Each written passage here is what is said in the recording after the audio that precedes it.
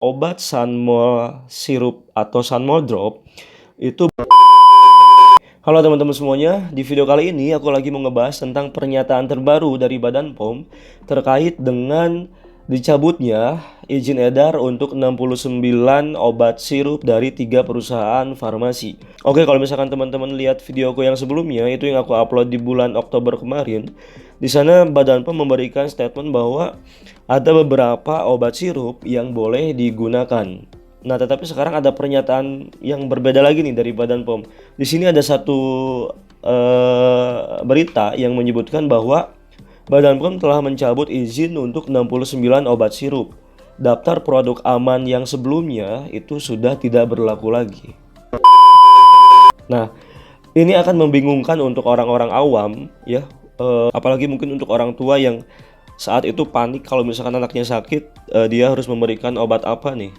Nah, sekarang ini semakin bingung karena ada dua pernyataan yang berbeda dari Badan POM. Kalau misalkan di akhir Oktober kemarin katanya boleh untuk dikonsumsi, tapi sekarang di awal November ini katanya sudah tidak berlaku lagi. Nah, jadi ini siapa yang salah nih? Jadi kita nggak boleh suuzon juga ya kalau misalkan apakah ini kesalahan dari Badan POM atau kesalahan dari industrinya itu sendiri misalkan.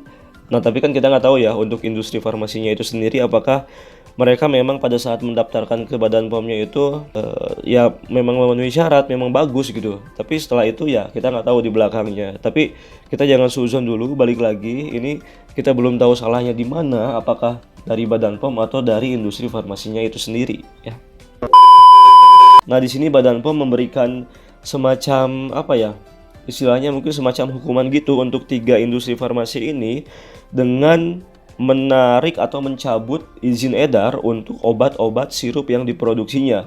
Nah, untuk ketiga industri farmasi ini yang pertama ada PT Yarindo Pharmatama, yang kedua ada PT Universal Pharmaceutical Industries, dan yang ketiga ada PT Api Pharma. Untuk PT Api Pharma aku sempat infokan di video sebelumnya bahwa ada kurang lebih 2 gitu. Kalau nggak salah ada 2 obat sirup dari PT Api Pharma ini yang dapat dikonsumsi oleh masyarakat waktu akhir Oktober kemarin. Tapi sekarang karena ada pernyataan terbaru, jadi itu sudah tidak dapat dikonsumsi lagi oleh masyarakat. Nah, dengan kejadian ini Badan POM memerintahkan kepada ketiga industri farmasi tersebut, yang pertama mereka harus menghentikan kegiatan produksi obat sirup. Jadi untuk obat tablet, untuk obat salep, krim, kalau misalkan mereka produksi ya itu masih diperbolehkan. Tapi khusus untuk obat sirup mereka tidak diperbolehkan untuk memproduksi lagi. Yang kedua, mereka harus mengembalikan surat persetujuan izin edar terkait dengan obat sirup. Jadi untuk surat izin edar yang dikeluarkan oleh Badan POM mereka harus kembalikan lagi ke Badan POM karena itu sudah tidak berlaku lagi izin edarnya. Yang ketiga, mereka harus menarik dan memastikan semua sirup obat telah dilakukan penarikan dari peredaran yang meliputi pedagang besar farmasi atau distributor farmasi, kemudian dari apotek, toko obat, dan fasilitas pelayanan kefarmasian lainnya. Misalkan dari puskesmas, dari klinik, itu mereka harus menarik obat-obat mereka gitu loh. Kemudian mereka juga harus memusnahkan semua persediaan atau stok obat dengan disaksikan oleh petugas dari Badan POM itu sendiri. Nah, kemudian mereka membuat berita acara pemusnahannya. Dan yang terakhir, melaporkan pelaksanaan perintah penghentian produksi, penarikan, dan pemusnahan sirup obat kepada Badan POM. Nah, jadi mereka harus melaporkan kepada Badan POM terkait kegiatan-kegiatan yang mereka lakukan terkait dengan perintah dari Badan POM ini untuk istilahnya untuk memusnahkan atau tidak menggunakan obat sirup ini lagi gitu loh. Kemudian di sini ada beberapa daftar obat yang diproduksi oleh PT Yarindo Pharmatama yang dicabut izin edarnya. Ini mungkin teman-teman bisa lihat sendiri, nanti aku akan simpan di video ini. Ini ada sekitar 6 produk obat sirup dari PT Yarindo ini yang sudah dicabut izin edarnya dan tidak dapat dikonsumsi lagi oleh masyarakat. Dan yang kedua ini dari PT Universal Pharmaceutical yang dicabut izin edarnya. Ini ada cukup banyak juga. Di sini mungkin teman-teman bisa lihat di video ini. Dan yang terakhir ini yang paling banyak dari PT Api Pharma yang dicabut izin edarnya oleh Badan POM.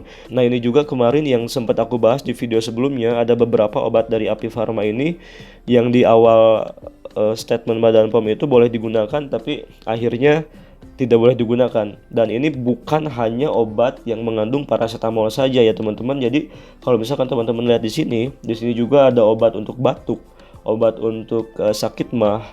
Di sini bermacam-macam jenis obat karena ini menggunakan pelarut propylen glikol yang sudah tercemar oleh etilen glikol dengan kadar yang di atas ambang batas yang ditentukan gitu ya.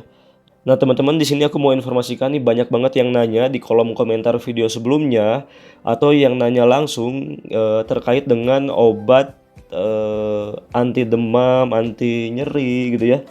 Itu ada namanya, mereknya itu Sunmol sirup. Mungkin teman-teman udah tahu, khususnya mungkin untuk orang tua.